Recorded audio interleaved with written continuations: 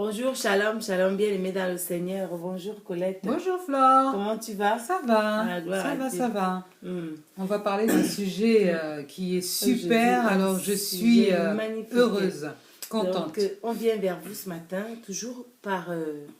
nous sommes des envoyés de l'Éternel. Il a dit, allez et faites de toutes les nations mes disciples. Donc, c'est ce que nous essayons de faire à notre niveau. Et donc, le Seigneur, il fera le reste. Et du coup, on vient vous parler aujourd'hui de notre identité. Est-ce que vous connaissez votre identité en Christ? Parce qu'on a une identité. Chacun a son identité. Et maintenant, en Christ, qu'est-ce que vous avez? C'est quoi votre identité en Christ? Est-ce que vous savez ce que vous êtes en Christ? Donc, c'est ça le sujet ce matin, c'est de savoir si vous connaissez qui vous êtes. Flore, connais-tu ton identité en Christ? Amen. Mon Voilà identité en Christ, c'est ça. Connais-tu ton identité en Christ? Et pour pouvoir connaître son identité en Christ, nous avons la parole de Dieu qui est la Bible.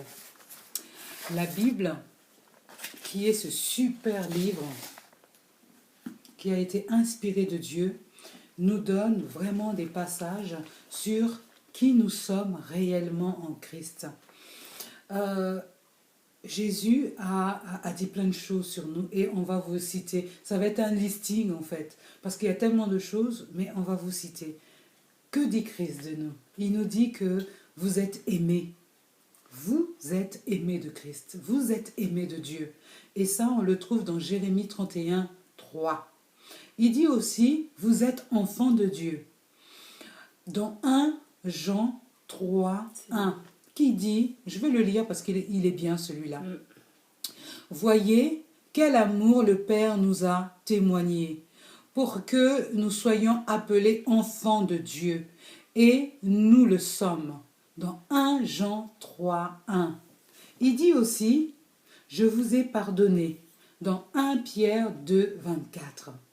Il dit aussi, je vous ai purifié. Dans Ésaïe 1, 18. Le sang de Jésus nous purifie. Si vos péchés sont comme le cramoisi, ils deviendront blancs comme la neige. S'ils sont rouges comme la pourpre, ils deviendront comme de la laine. Alléluia. Jésus est bon. Il dit aussi, vous êtes libres. Nous sommes libres en Christ. Libre parce que sur la croix, il nous a libérés. À la croix de Golgotha, il a donné sa vie pour que cet échange a fait que nous qui étions esclaves du péché, nous qui étions dans les filets du malin, Christ est venu nous libérer. Amen. Amen. Et donc, on va continuer. On continue à vous lister l'identité, votre identité en Christ. Donc, la parole de Dieu nous parle aussi du temple du Christ, notre identité, parce que nous, on a accepté Jésus dans nos vies. Et donc, quand on accepte Jésus, on se revêt de l'identité de Christ, comme on a dit tout à l'heure, et donc, qui est aussi le temple du Christ. Donc, nos corps que nous avons doivent être le temple du Christ, doivent être purs, doivent être sanctifiés, parce que le Christ, s'il vit en nous, on ne peut pas rajouter en nous tout ce qui est sale, tout ce qui est des ténèbres, tout ce qui est noir, tout ce qui est... C'est-à-dire qu'on doit avoir des pensées positives, on doit rester dans la vérité, dans la droiture, dans tout ce qui est propre. Donc c'est ça, être le temple du Christ.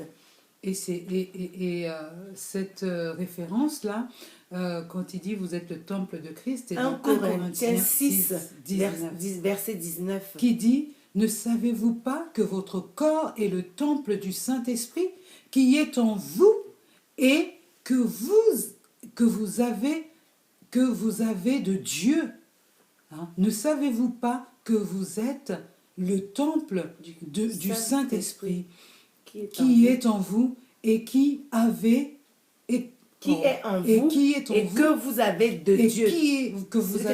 C'est le don de Dieu en fait. Oui, c'est que ça. Nous sommes le temple du Christ. Et donc, c'est un don qui vient à nous. Donc, on le reçoit et on garde notre corps pur pour qu'il vive dans la pureté. Et donc, nous avons encore l'autre passage de Romains 8, verset 4, qui dit, vous faites partie de la famille de Dieu. Amen.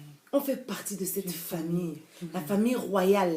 Nous sommes des reines, nous sommes des princesses, nous sommes du royaume. Donc c'est ça une identité. Être du royaume, c'est une identité. Il n'y a pas plus grand que celle-là. Être du royaume, il n'y a pas un autre royaume qui est meilleur que le royaume de Dieu. Donc faites partie de ce royaume.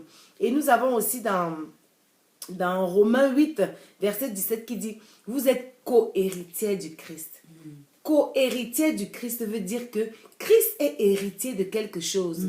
Et nous avons le même héritage que Christ. Nous partageons le même héritage. Il n'y a pas plus grand, plus petit. Nous sommes co-héritiers du Christ dans le royaume. Donc toutes les bénédictions, tout ce que le Christ a, tout le pouvoir, toute l'autorité, tout ce que Christ a, nous l'avons. Donc c'est l'autorité, hein.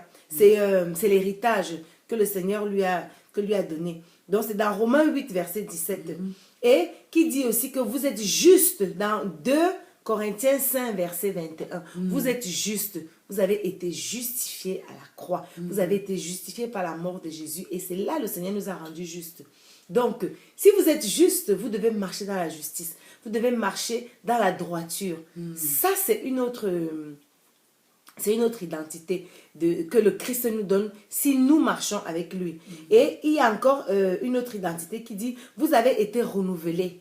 Donc, ça veut dire que avant d'accepter Jésus, vous étiez une créature du monde.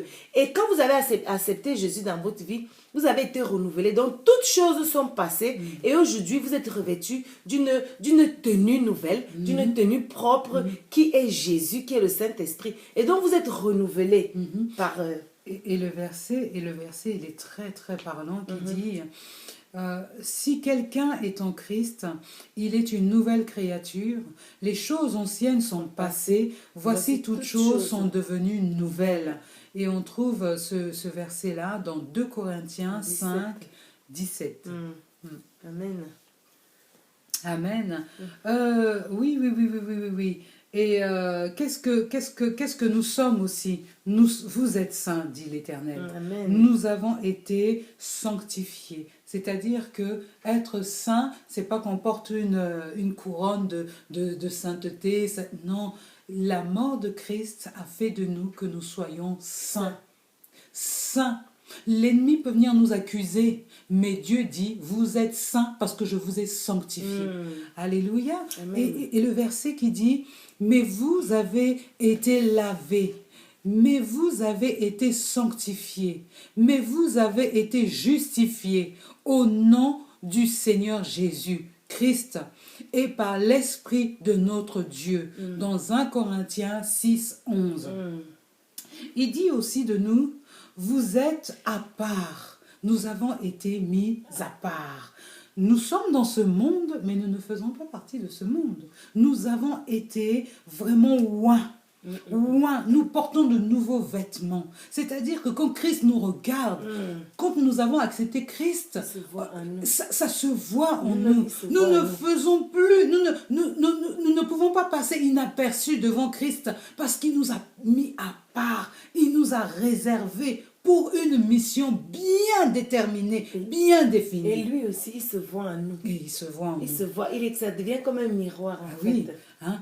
Vous, au contraire, vous êtes une race élue, un sacerdoce royal, une nation sainte, un peuple acquis. Nous sommes un peuple acquis pour le royaume de Dieu. Hein? Et ça, on le trouve dans 1 Pierre 2, 9. Il dit de nous aussi que nous sommes ambassadeurs. Quand on est ambassadeur, c'est qu'on fait partie d'un royaume. Dans le monde céleste, il y a des ambassadeurs du monde. Mais nous sachons que nous sommes, avant d'être corps, nous sommes esprit. Et le royaume de Dieu, c'est pas un royaume visible. C'est un royaume céleste qu'on ne voit pas. Et donc nous devons, nous qui sommes ambassadeurs, qui venons de ce royaume-là, nous devons montrer au monde entier que voilà ce qui se passe dans notre royaume. Voilà les standards de notre royaume. Voilà comment présenter notre royaume. Et donner envie aux gens de venir dans notre royaume. Voilà, c'est ça. Nous faisons partie d'un royaume. Et il dit aussi, notre Père dit, vous êtes ouvriers avec Dieu nous sommes ouvriers avec Dieu. On travaille avec lui. On ne peut rien faire sans Dieu. C'est-à-dire qu'aujourd'hui, moi, je peux me lever, me dire aujourd'hui, j'ai envie de faire ça, je vais faire ça, mais moi toute seule, rien ne va marcher. C'est-à-dire, je vais faire ça seul, avec ma chair seule. Et si je ne suis pas conduit par l'esprit, les choses spirituelles, il faut que ça soit conduit par l'esprit. Parce que sans Dieu, nous ne pouvons rien faire. Sans Dieu, nous sommes perdus. Amen. Donc, c'est pour cela que lorsque nous œuvrons pour l'Éternel, il nous faut nous approcher de lui, lui demander la destination. Nos sources, Voilà. on va puiser les sources. Il faut lui demander, mais Seigneur, que veux-tu que nous... Voilà, où est la direction? Saint-Esprit, toi qui es en moi, montre-moi la direction. Parce que moi, je ne sais pas. Je peux me perdre, je peux avoir des idées à moi, mais c'est des idées de ma chair. Ma chair veut agir comme ça. Est-ce que ça vient vraiment de toi? Voilà. Et c'est pour ça qu'on dit, nous sommes ouvriers. Donc avant toute chose, soumettons ça à Dieu. Et Dieu, il va dire, yes, ma fille, je suis OK. Non, ma fille, je suis pas OK. C'est pas pour l'instant. Attends un petit peu. Tu es trop pressée, Colette. Donc attends un petit peu, hein, ma fille. Donc voilà. Nous avons un papa qui nous aime et quand il nous dit des choses, c'est super. Et c'est dans 1 Corinthiens 3, 9 qui dit... car nous sommes ouvriers avec Dieu, vous êtes le champ de Dieu, l'édifice de Dieu. Voilà. C'est magnifique. Vous êtes un parfum de bonne odeur. Alléluia. Amen. Alléluia. Amen. Effectivement, quand on nous voit, quand on se parfume, oui, ça sent bon. Ça sent bon. C'est pour ça que ce qui sort de nos bouches, voilà, ça sent bon.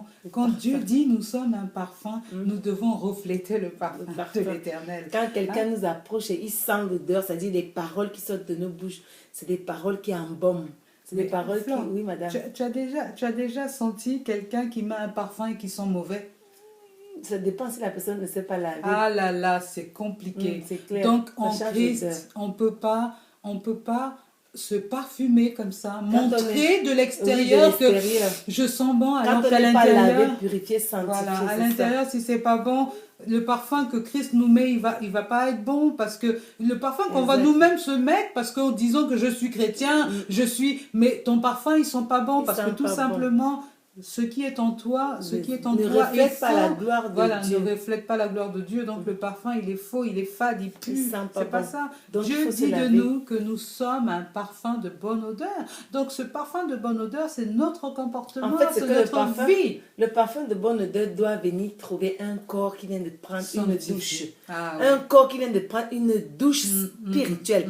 Une douche du sang de Jésus. Qui vient de prendre une douche de la purification. Et donc, avec ça, quand on met au-dessus maintenant le parfum de Dieu, là, quand on est devant les gens et qu'on veut annoncer la parole, ce parfum devient un parfum d'une bonne odeur. Ça fait du bien. Ça fait du bien aux gens. Voilà. Les gens ont envie d'écouter, les gens ont envie de rester avec nous parce que ce qu'on dit transforme, ce qu'on dit touche, ce qu'on dit, ça fait du bien. Et je vais te dire quelque chose, Flore. J'ai eu à parler avec quelqu'un. C'était une dame vraiment qui a vraiment beaucoup de problèmes psychologiques, qui a un gros traitement psychiatrique. Et puis, elle a des problèmes avec ses enfants. Ses enfants ne viennent plus la voir. Ses enfants la mettent de côté et tout. Et puis, quand j'ai vu cette personne, je lui dis, pensez d'abord à vous. Il faut déjà vous-même vous reconstruire. Pour pouvoir apporter quelque chose à vos enfants, si vous-même, vous n'êtes pas reconstruit, si dans votre cœur, il y a tellement de blessures, comment voulez-vous apporter quelque chose à vos enfants? Parce que déjà vous-même, déjà vous-même, vous êtes mal. Vous ne pouvez pas leur apporter quelque chose qui leur fasse du bien parce que vous-même, vous avez un fardeau, un gros fardeau. Donc, retrouvez-vous d'abord. Lorsque vous allez vous retrouver, lorsque vous allez déjà vous-même vous pardonner de ce que vous êtes là maintenant, parce que Christ ne vous a pas créé comme ça. Vous êtes une belle personne. Alors retrouvez-vous d'abord et vous verrez après ça, avec vos enfants, ça ira tout seul. Ah oui, ça c'est le début de la guérison. C'est ça. C'est le début de la guérison. Et donc on va continuer. C'était un petit témoignage. Et donc, on va continuer par l'identité en Christ. Hein. Il y a une autre identité qui dit, vous n'êtes pas seul. Donc, dans Deutéronome 31, verset 8, le Seigneur a dit, vous n'êtes pas seul. Ça veut dire que quand on est déjà, en Christ, donc, on doit être sûr que le Seigneur est avec nous. Parce qu'il nous l'a promis dans sa parole.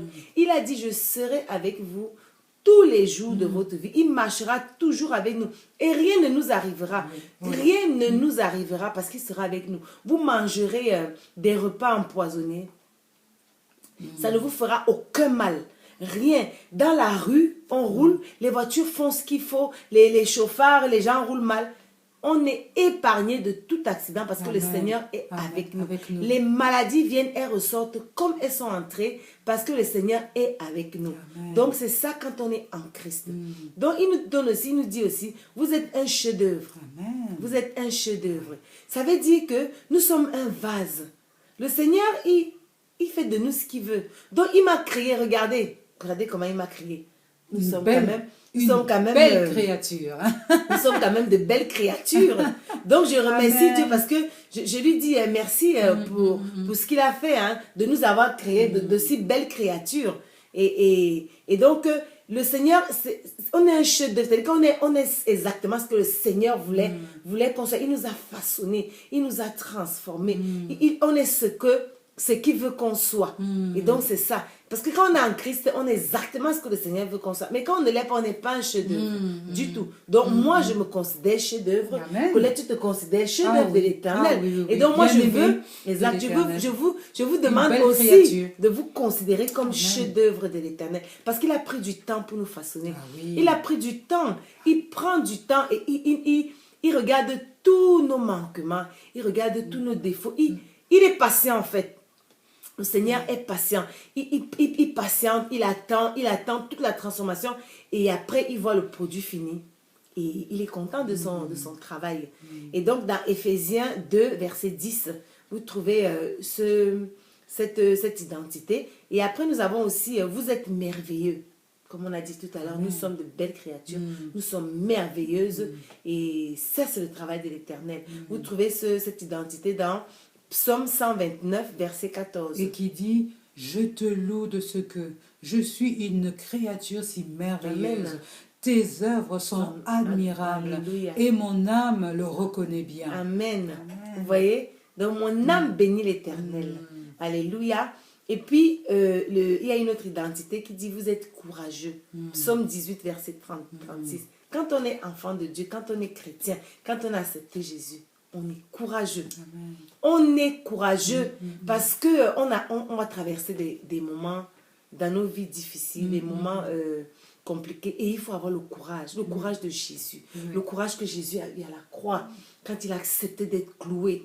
Le courage que Jésus avait quand il allait dans les synagogues, chasser les gens qui vendaient dans le temple. Le courage que Jésus avait quand il était en face de l'ennemi, quand le diable, le Satan l'a amené, comment on appelle, au désert pour le tenter. Il savait qui il était, il connaissait son identité. Voilà. Donc, il faut avoir le courage de Jésus. Quand on est en face de l'ennemi, quand l'ennemi vient nous attaquer dans la chambre, on résiste. Parce que le courage, c'est quoi? Le courage, c'est l'autorité. Le courage, c'est l'autorité. Parce que le Seigneur a dit, voici les signes qui accompagneront ceux qui auront cru en mon nom. Ils marcheront sur les scorpions et les serpents. Ils chasseront les démons. Ils guériront les malades. C'est ça le courage. Avoir le courage de dire à l'ennemi, ôte-toi de là, de déplacer les montagnes. De dire, montagne, ôte-toi de là et va te jeter dans la mer. C'est le courage que le Seigneur Jésus nous demande d'avoir. Être courageux, affronter l'ennemi, affronter toutes les difficultés, affronter tous les obstacles, affronter toutes les tempêtes, tout ce qui viendra vous perturber. vous êtes fixé vers Dieu, vous fixez votre regard vers Dieu avec le courage, vous dites, allez, hop, ça, tu dégages, parce que moi, je suis enfant de Dieu, je connais mon identité, je sais qui je suis, j'ai l'autorité, j'ai le pouvoir, j'ai l'identité que le Seigneur m'a donnée. Donc, je suis co-héritière du royaume et héritière du royaume. Donc, forcément, on doit avoir le courage. Ça, c'est une qualité qu'il faut avoir en tant que chrétien. Mes amis, vraiment, pendant que Flore est en train de parler, là, je me dis, waouh, waouh, si le chrétien pouvait saisir cela, si on pouvait nous tous saisir cela, le monde ne serait pas ce qu'il est aujourd'hui. C'est parce que nous n'avons pas toute cette connaissance de qui nous sommes que nous tremblons devant l'ennemi, que nous tremblons devant les situations. Oui, nous sommes dans ce monde et les situations sont difficiles. Les situations, quelquefois, nous dépassent. Il y a des choses qui nous effraient. Il y a des choses, vraiment, on se dit, waouh, mais comment je vais m'en sortir de ça? Sans notre identité, sans savoir qui nous sommes en Christ, on ne peut pas s'en sortir. Non. On va trembler, on va avoir peur, on va se compromettre, on va faire des choses incroyables qui ne reflètent pas la gloire de Dieu. Parce que tout simplement, je ne connais pas la puissance qui est en moi. C'est l'ignorance en fait. Eh oui, si j'ignore qui je suis balayée. Le vent arrive, il souffle, mais comme une feuille, je suis valdinguée à gauche, à droite. Je suis partie parce que je ne sais pas qui je suis. Pendant la tempête, le vent souffle de tous les côtés, c'est ça? Mais oui, hein, c'est pour ça que connaître son identité en Christ, c'est important. Et nous sommes en train d'apprendre petit à petit, en même temps que vous, qui sommes-nous en Christ. Donc, tout ce listing, Flore, tu n'as pas fini. Oui, parce que le dernier qu'on a trouvé dans la parole de Dieu, c'est « Vous êtes comblés ». Vous êtes comblés de toutes les grâces. Amen. Vous êtes comblés de tout ce que le Seigneur a prévu. Vous êtes comblés. Donc c'est ça, quand on est en Christ, on doit avoir une assurance de qui on est. En fait, c'est ça, c'est que ayez l'assurance de qui vous êtes. Prenez la position d'enfant céleste. C'est une position à avoir. Quand on est enfant de Dieu, quand on est chrétien et qu'on connaît son identité, l'identité c'est une position. Je suis positionné comme ça, je suis positionné dans le royaume comme ça, je suis enfant de Dieu et donc je suis comblé de toutes les grâces. Donc de quoi aurais-je peur et de quoi m'inquiéterais-je? Je m'inquiète de rien, je suis comblé, j'ai l'abondance, le Seigneur m'a promis l'abondance. Il m'a promis l'abondance, il m'a promis la joie, la paix, il m'a promis tout ce qu'il y a de bien. Et donc, je n'ai pas à m'inquiéter parce que j'ai l'autorité de dire ça maintenant, non, de contrôler ma vie, de contrôler mes pensées, et parce que je sais qui je suis en Christ. Ah, nous sommes des victorieuses combattantes en Christ. C'est pour ça que nous vous parlons aujourd'hui de l'identité. L'identité. Devant les situations, vraiment, positionnons-nous. Le Seigneur a dit de nous que nous sommes victorieux. Que nous sommes victorieux. Le monde nous ment, c'est ce que j'aime dire. Devant les situations naturelles que nous faisons, que nous voyons, on se dit « Waouh !» Mais non, non, c'est vrai que ça arrive. Mais nous avons l'arme fatale. L'arme fatale que le Christ a mis en nous. C'est-à-dire la foi dans la parole de Dieu. La foi dans la parole de Dieu. Elle nous rend libres. Elle nous rend victorieuses. Elle nous rend vraiment. Elle nous a franchi la parole. Qui l'eût cru un jour que Flore, on serait là toutes les deux en train de parler de ça comme ça. De parler de la parole, de parler de l'amour, de parler de... Dieu révèle. Alléluia, le Seigneur il est magnifique. Il est magnifique. Donc c'est ce qu'on voulait vous partager aujourd'hui, votre identité. Et franchement, ça nous fait plaisir de partager ça avec vous. Donc nous vous bénissons, nous vous bénissons abondamment. Et on vous dit à la prochaine. À la prochaine. Soyez bénis.